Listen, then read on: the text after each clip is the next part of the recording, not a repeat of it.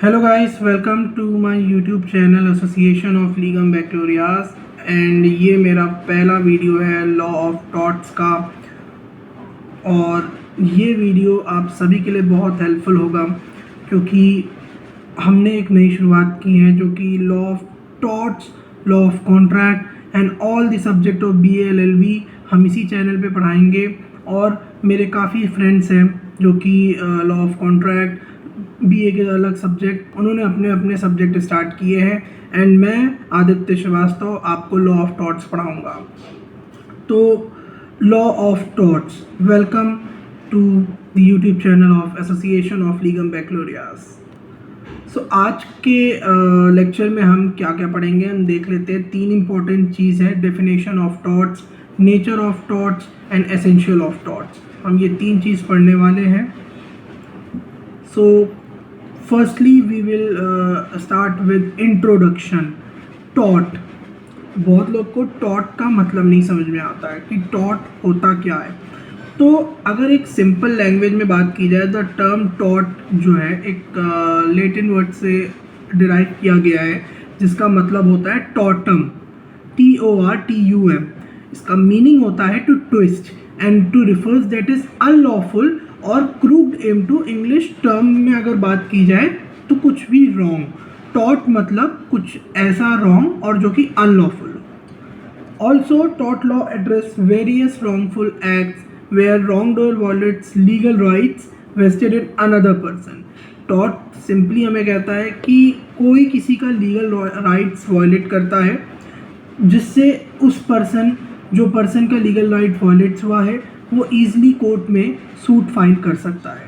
तो बेसिक हमें meaning taught का ये कहता है कि टॉट एक अनलॉफुल और एक रॉन्ग है जो कि जिसका किसी का लीगल राइट वायलेट कर देना। Simple, just as a crime result from the breaching criminal law and breach of contract arise from non-performance of contract duties, tort arise from breaching duties recognized under tort law। Simple है। Specific example include, कुछ examples है टॉट के, just like defamation, violating to duty the harm someone's reputation. अभी हम आगे के topic में ये सारे टॉपिक पढ़ते जाएंगे। अगर आप बात करें डिफेमेशन की, तो डिफेमेशन क्या होता है? डिफेमेशन एक मोटा मोटा आप ये समझिए कि मैं हूँ और एक एक्स पर्सन है, मैंने एक्स के बारे में सबसे कह दिया कि एक्स ने ये चोरी की है, जबकि एक्स ने कोई चोरी नहीं की है। इन दिस केस मैंने एक्स को डिफेम कर दिया, तो ये हो गया डिफेमेशन। उसके बाद आता है ट्रेसपास। बहुत कॉमनली आपने कई बड़े बड़े घरों के सामने बोर्ड लगा हुआ देखा होगा, ट्रेसपास।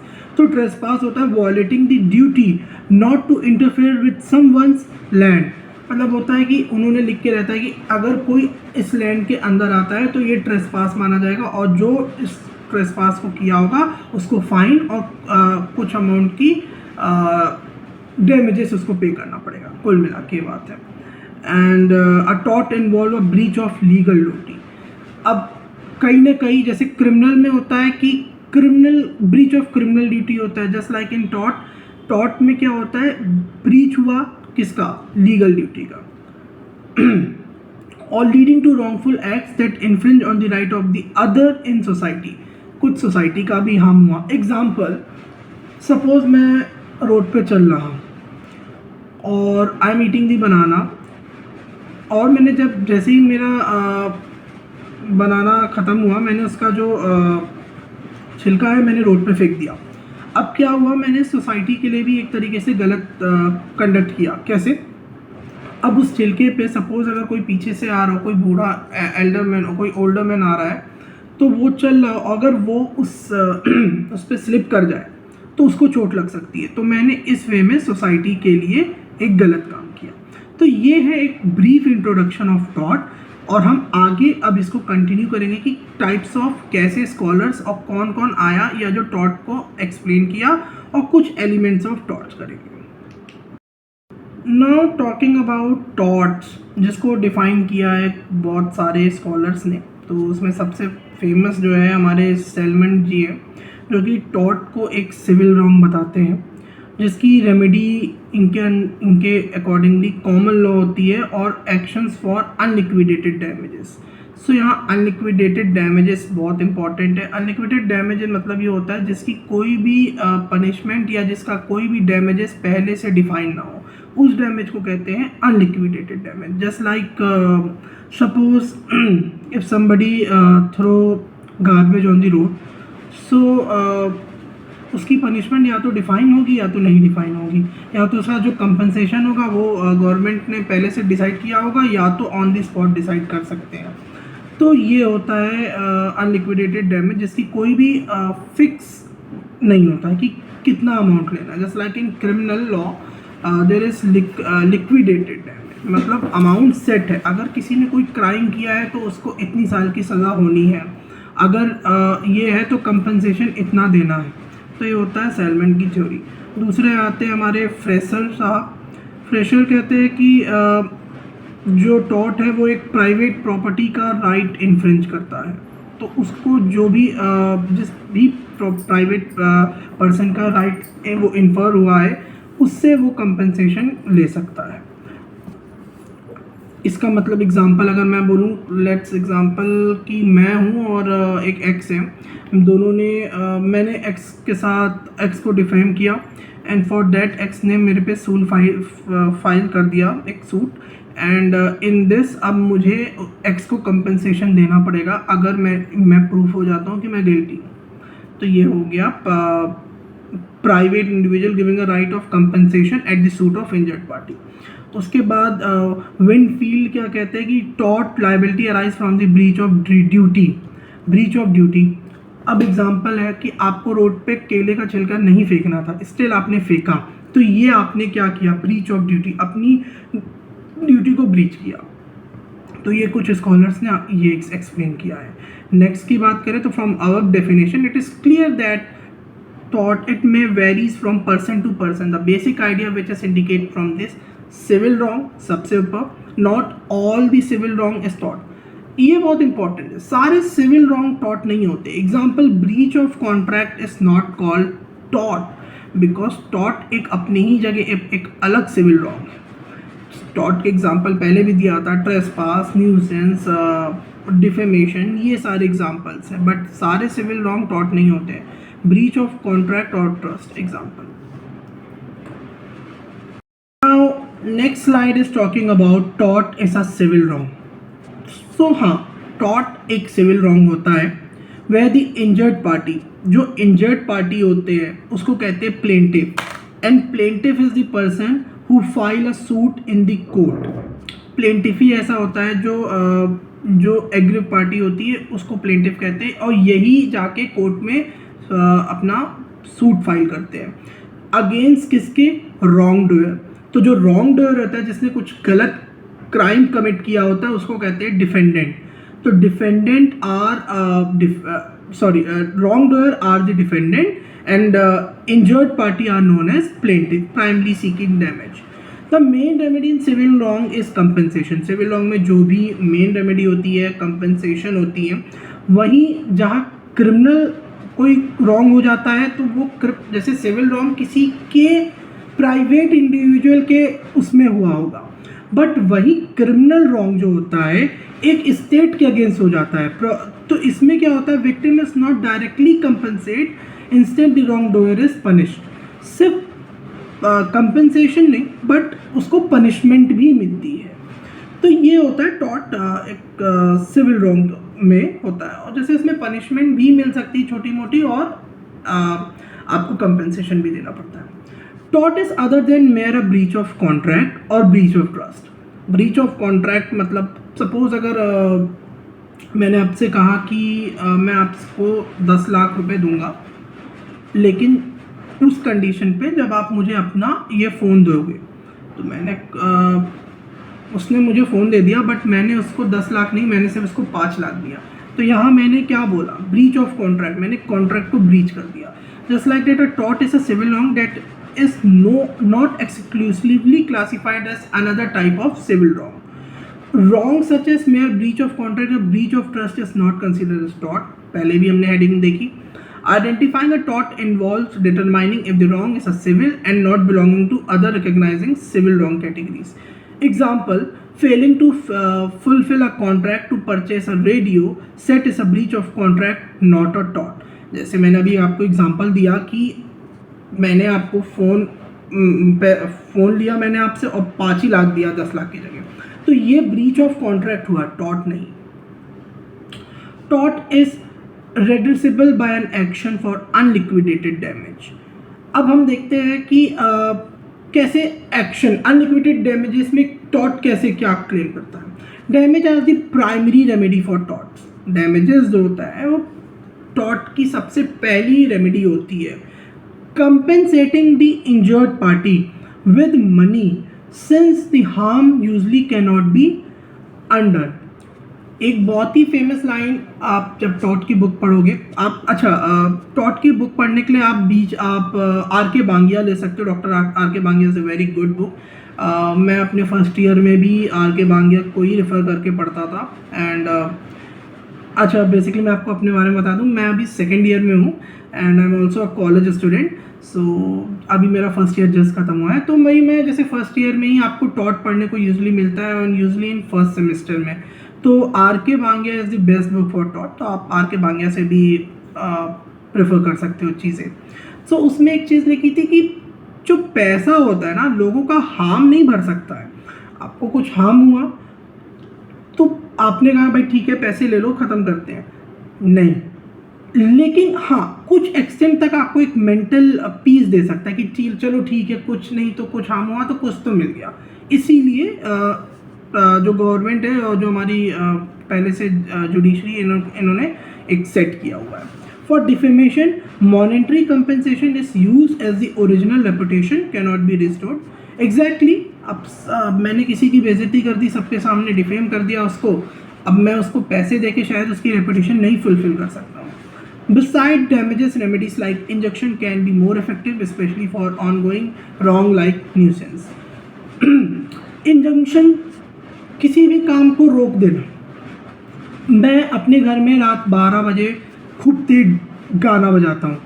हमारे घर के बगल में एक बूढ़े आदमी रहते हैं जिनको प्रॉब्लम है और कई बच्चे भी रहते हैं जिनको सुबह स्कूल जाना रहता है, बट स्टिल मैं इतना तेज़ गाना बजाता हूँ कि वो अपने बगल वाले घर में सो नहीं पाते.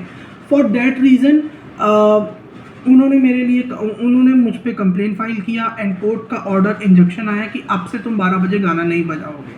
तो एक ये भी रेमेडी होती है जिसको आप न्यूसेंस में पढ़ोगे. सो ये सारी चीज़ थी एंड अब हम पढ़ने वाले हैं नेक्स्ट स्लाइड में distinguish between torts and other branches of law. तो हम कौन कौन से डिस्टिंग पढ़ेंगे? Tort and crime, tort and breach of contract, tort and breach of trust, tort and quasi contract. So firstly हम टॉर्ट एंड क्राइम के बीच में difference देखते हैं कि क्या होता है. सो ये भी बहुत इंपॉर्टेंट टॉपिक है. यूजली क्वेश्चन पेपर में कभी कभी स्ट्रेट फॉरवर्ड क्वेश्चन आ जाता है कि बताओ टॉर्ट और क्राइम के बीच में क्या डिफरेंस है. 5 नंबर में 2 नंबर में आ जाता है, तो इसको आपको काफ़ी ध्यान देना है. तो टॉर्ट का पहले नेचर की बात करें तो tort is a civil wrong in private law, और वहीं crime is a criminal offence in public law. भाई टारगेट की बात, tort are typically committed by one person against another by another person और एंटिटी.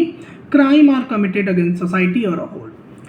सेम बात भाई, जैसे बताया था टॉर्ट एक आदमी के होता है या तो सोसाइटी, जनरली होता है कि आपने कुछ सोसाइटी को हार्म किया कुछ ऐसा, but crime against whole society और स्टेट के होता है.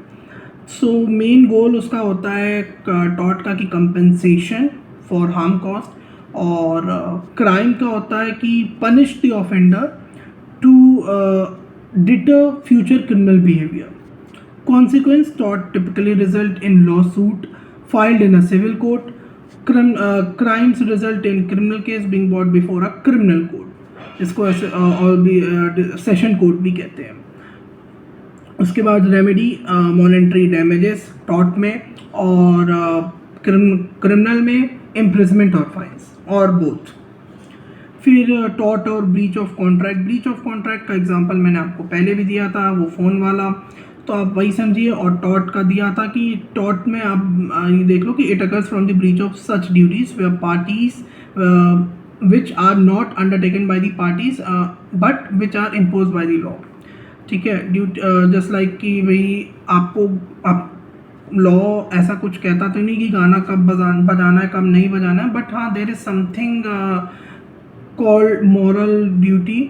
आप रात के 12 बजे गाना बजा रहे हो, वो भी सोसाइटी में, जब आपको पता है कि इस समय गाना नहीं है बजाना चाहिए। ऑल्सो अब तो रूल भी कि 10 बजे के बाद लाउड स्पीकर पे गाना नहीं बजाना है, बट आपने तब भी बजाया तो आपने ब्रीच ऑफ ड्यूटी की। तो ये एक टॉट का एग्जाम्पल हो गया। Damage of contract is liquidated. Contract के जितने भी डैमेज होते हैं ऑलरेडी लिक्विडेटेड, मतलब वो एक फिक्स होता है कि अगर आपने ब्रीच ऑफ कॉन्ट्रैक्ट किया तो मुझे इतना अमाउंट दोगे with compensation. Damages of taught is unliquidated, कोई भी फिक्स अमाउंट नहीं है। उसके बाद ब्रीच ऑफ ट्रस्ट के बारे में बातें करें तो taught damages of taught is unliquidated, वही वाली बात है। Breach of trust liquidated. Law of टॉट और spot of common law, common law होता है, और ये होता है court of chancery. Taught is partially related to the law of property, kind of, जैसे ट्रेसपास एंड ऑल प्रॉपर्टी से रिलेटेड। और ट्रेसपास भी दो टाइप के होते हैं, प्रॉपर्टी एंड पर्सन। और ब्रीच ऑफ ट्रस्ट की बात करें तो trust is breach of law of property, property पे ज़्यादा होता है। उसके बाद आता है क्वाज़ी कॉन्ट्रैक्ट एंड टॉट। तो बेसिक ऑब्लिगेशंस, मतलब बेसिक ऑफ ऑब्लिगेशंस क्या है? लीगल रॉन्ग और वायलेशन ऑफ ड्यूटी टॉट में होता है। No prior agreement obligation impose by law. Quasi contract में ये होता है कि कोई भी पहले से एग्रीमेंट नहीं होता, सीधे ऑब्लिगेशन होता है, इम्पोज बाय लॉ करता है। उसके बाद नेचर ऑफ रेमेडी टॉट की डैमेजेस और कंपेंसेशन। इसका ब्रीच ऑफ कॉन्ट्रैक्ट का aims to prevent unjust enrichment and may involve restitutions. मतलब एक काइंड ऑफ ये कि आपको उस चीज़ से प्रिवेंट करती हैं कि आपको कुछ लॉस ना हो जाए, प्रिवेंट अनजस्ट, आपको कुछ अनजस्टिस ना हो। उसके बाद classification civil wrong, not a true contract but a legal fiction. एक लीगल फिक्शन है quasi contract. arises from a breach of duty tort, breach of duty से arises from circumstances where justice and equity required compensation quasi contract में। तो ये हो गया हमारे कुछ डिफरेंसेस। एक बहुत ही बड़ा क्वेश्चन सामने आता है कि इज इट लॉ ऑफ टॉट और लॉ ऑफ टॉट्स। अब आपको लग रहा होगा कि अंतर क्या है? बहुत अंतर भाई। लॉ ऑफ टॉट देखिए, TORT and law of torts. तो जो हमारे सेलमन भाई साहब हैं, इन्होंने ही ये क्वेश्चन पोज किया था कि क्या ये लॉ ऑफ टॉट होगा कि लॉ ऑफ टॉट्स होगा। तो इन्होंने एक बहुत फेमस थ्योरी दी थी, पिजन थ्योरी, जो कि आपको बहुत ईजिली मिल जाएगा आपको RK बांगिया में, आप उसको ज़रूर पढ़ना। एंड ऑल्सो ये क्वेश्चन आता भी है कि इज़ दिस लॉ ऑफ टॉट और लॉ ऑफ टॉट्स। तो जब आप पिजन थ्योरी आप डिटेल में पढ़ोगे और उसको कोशिश करना कि पेपर में बना के भी आना, तो उससे अच्छे नंबर टीचर जो है आपको दे देते हैं, क्योंकि मैंने अपने पेपर में बनाया था तो मुझे ठीक ठाक नंबर मिल गया था। तो लॉ ऑफ टॉट और लॉ ऑफ टॉट्स क्या कहता है? तो लॉ ऑफ टॉट सेलमन के अकॉर्डिंग कहता है देयर इज नो जस्टिफिकेशन और excuse to be treated as law of टॉट where law of torts consisting only of a number of specific wrong outside with the liability under this breach branch of law can not arises. बहुत इनकी जो मतलब कहने का मतलब ये रहा कि लॉ ऑफ टॉट्स जो है, सेलमन कहते हैं कि under with the liability rise when the wrong is covered anyone और अदर नॉमिनेटेड टॉट्स। मतलब ये एक बहुत फेमस केस लॉ इसके अकॉर्डिंग से मैं बताता हूँ, एशबे वर्सेस वाइट। इसमें एक बहुत फेमस मैक्सिम है, लीगल मैक्सिम, उबी जस्ट इबी रेमेडियल। सो वो मैक्सिम हमें यही समझाता है कि जहाँ भी आपके साथ रॉन्ग हुआ होगा वहाँ आपके साथ एक रेमेडी भी होगी। तो कोई भी प्लेंटिफ आप अगर पिजन होल थ्योरी में अपने आप को रखता है एंड उसको ये फील होगा कि भाई मेरे साथ ये रॉन्ग हुआ है, तो उस रॉन्ग के लिए वो कोई भी सूट जो है फाइल कर सकता है। तो टॉट is a broad concept, not a confined topic, कि आपको एक में कन्फाइन कर दिया कि बस यही सारी चीज़ में आप जा सकते हो। तो टॉट इज़ वास्ट टॉपिक जिसमें आप जा सकते, कोई भी अगर आपके साथ लगता है कि ये रॉन्ग हुआ है, मेरा लीगल राइट इन्फ्रिंज हुआ है, तो आप उसके लिए, उस पर्सन के लिए केस फाइल कर सकते हो। So basically the answer is it is law of torts. Now most important topic टॉट का जो है एसेंशियल ऑफ टॉट, क्या क्या एसेंशियल्स होते हैं।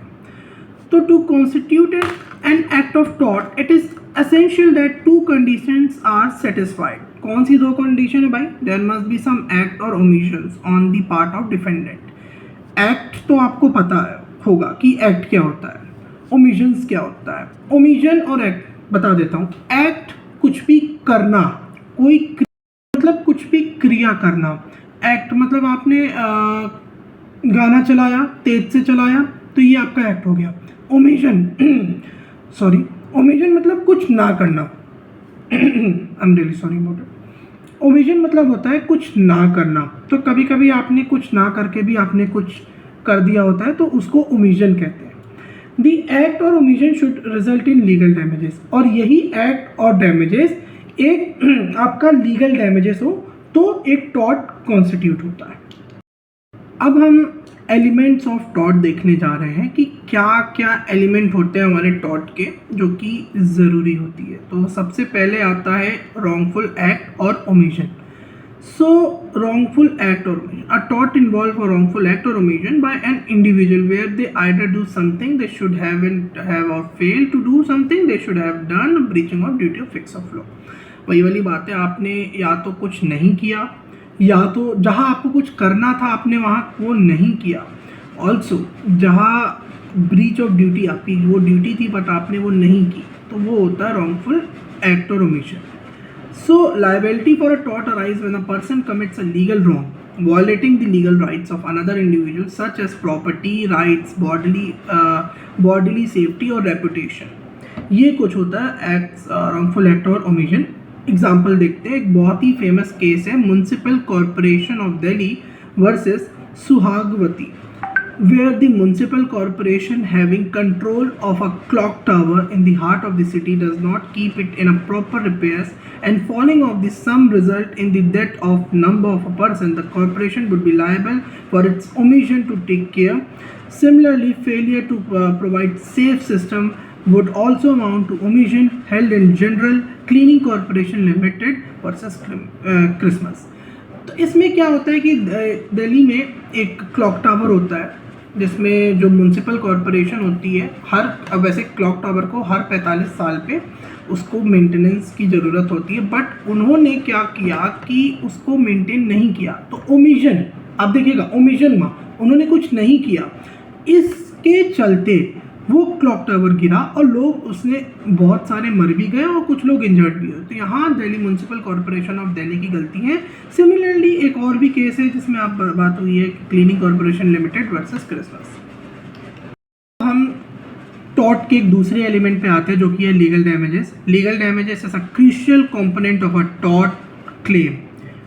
लीगल डैमेज इसी बहुत इंपॉर्टेंट एलिमेंट होता है कि टॉट को क्लेम करने के लिए। Requiring proof that a wrongful act cause a breach of legal duty और violation of the plaintiff legal right, कि किसी भी प्लेंटिफ का एक लीगल राइट इन्फ्रिंज हुआ है तभी आप लीगल डैमेजेस क्लेम कर सकते हो। फॉर अ टॉट action to be viable there must be violation of a legal right of the plaintiff regardless of whether they suffered any actual loss और harm. Very famous principle of injuria sine damnum underscore that infringe of a legal right, injuria is actionable even without sustainable harm or damage. Damnum.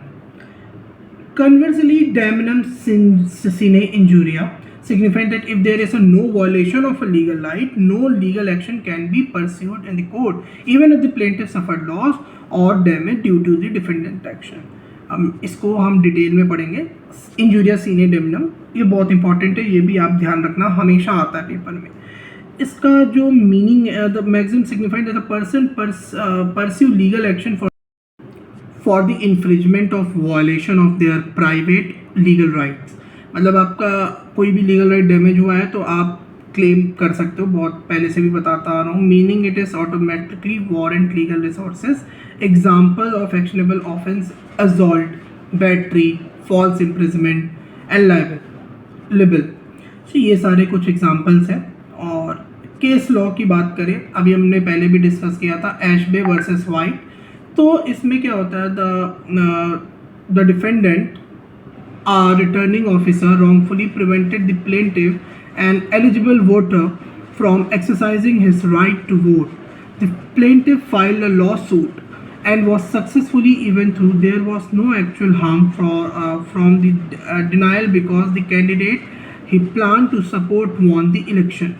Chief Justice Lord Holt stressed that in order to protect and preserve one's right, one must have a remedy for any harm sustained. He explained that any harm entails harm not just in terms of money but also in terms of impending someone's right. This notion emphasized that because they violate fundamental right, even non-financial acts like trespassing or slandering should be subject to legal prosecution. बहुत simple language में एशबे versus white case में ये हुआ कि एक जो voter मतलब एक आदमी था जो कि वोट देने के लिए एलिजिबल था, बट उसको एक गार्ड ने या एक ऑफिसर ने उसको रोक लिया, उसको वोट नहीं देने दिया गया. अब इस केस में कोई एक्चुअल हार्म नहीं हुआ बट स्टिल उसकी लीगल राइट इन्फ्रिंज हो गई. इस चक्कर में उसको वोट नहीं देने दिया गया और हुआ ये कि उस जब ये केस कोर्ट में गया तो उसको डैमेजेस मिला, जो भी उसके साथ हार्म हुआ उसको, क्योंकि भाई वो लीगल डैमेजेस था इसीलिए. So in this case this is the total conclusion. बहुत इजी था. उसके बाद हम आते हैं damnum sine injuria. Damnum sine injuria का मतलब होता है कि आपके साथ लॉस तो हुआ है, लॉस हो गया, बट लीगल राइट का इन्फ्रिंज नहीं हुआ है. मतलब infringement of legal right doesn't take place. मतलब कोई भी लीगल राइट आपके साथ नहीं हुआ, आपका ब्रेक नहीं हुआ है.